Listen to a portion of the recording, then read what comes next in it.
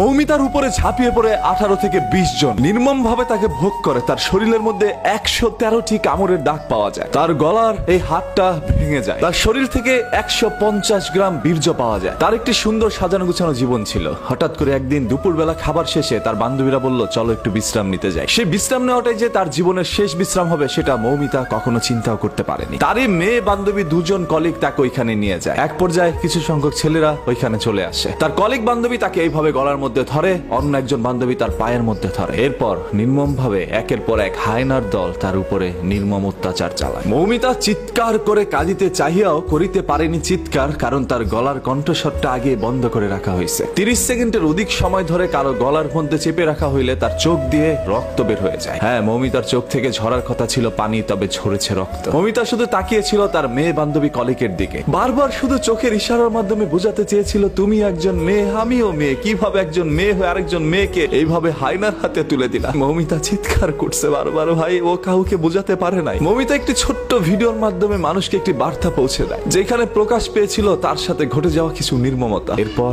তাকে এই দুনিয়া থেকে সরিয়ে দেওয়া হয়। মৌমিতার সেই ভিডিওর বর্ণনা যদি আপনারা একবার দেখেন, তাহলে আপনাদের চোখ থেকে অশ্রু ঝরে যাবে। আজকে পুরো ভারতবাসী এটা নিয়ে প্রতিবাদ জানাচ্ছে আজকে বাংলাদেশের মানুষ। এবং এই ছবিটি ফেসবুকের মধ্যে ঢুকলেই দেখবেন আপনার সামনে চলে আসছে। হয়তো আপনারা অনেকে পোস্টটা পড়ছেন না, শুধু ছবিটা দেখে ইগনোর করে চলে যাচ্ছেন। হ্যাঁ, কারণ ঘটনা তো আপনার মা বোনের সাথে ঘটে নাই বা আপনার সাথে ঘটে নাই, অন্য কারোর সাথে ঘটলে তো আর আপনার কিছু যায় আসে না। যদি আসলে আপনি একজন মানুষের মনুষ্যত্ব বেঁচে থাকতো, তাহলে অবশ্যই এটা নিয়ে পোস্ট করতেন, শেয়ার করতেন এবং প্রতিবাদ জানাইতেন। গতকাল থেকে অসংখ্য মানুষ এটা পোস্ট করেছে এবং মানুষ আমাকে বলছিল, ভাই এটা নিয়ে একটা ভিডিও বানান। এই সকল বিষয় তো আর মানুষের বলে দিতে হয় না, এমনিতেই চোখ থেকে অশ্রু ছড়ে যায়। এই মৌমিতার জীবনে কি এমন ভুল ছিল ভাই? ও তো সুন্দর করে পর্দাশীল অবস্থায় ঘুরে বেড়াতো। ছবিটার মধ্যে আপনারা দেখতে পাচ্ছেন কি সুন্দর একটি মেয়ে। আজকে এরকম হাজারো মৌমিতা আমাদের দুনিয়া থেকে চলে যাচ্ছে, সেগুলো সোশ্যাল মিডিয়ার মধ্যে ভাইরাল হচ্ছে না। ওই সকল হায়নার দলগুলো এখন পর্যন্ত আমাদের সমাজের মধ্যে বিদ্যমান। এবং আপনার এই মেয়ে বান্ধবী কতটা নিকৃষ্ট হতে পারে, আপনার মেয়ে বান্ধবী একজন মেয়ে হয়ে আপনাকে এইভাবে হায়নাদের হাতে তুলে দিতে পারে, সেটা হয়তোবা কখনো আপনি আমি কেউ চিন্তা করতে পারি না। এটা কখনো আমাদের বোধগম্য নয় যে এরকম কোনো কিছু আমাদের সাথে ঘটতে পারে। তার উপরে কোনো না কোনো বাঙালি ঝাঁপিয়ে পড়েছিল, সেটা এই পারের হোক আর ওপারের হোক। আজকে আমি একজন বাঙালি হিসাবে লজ্জিত।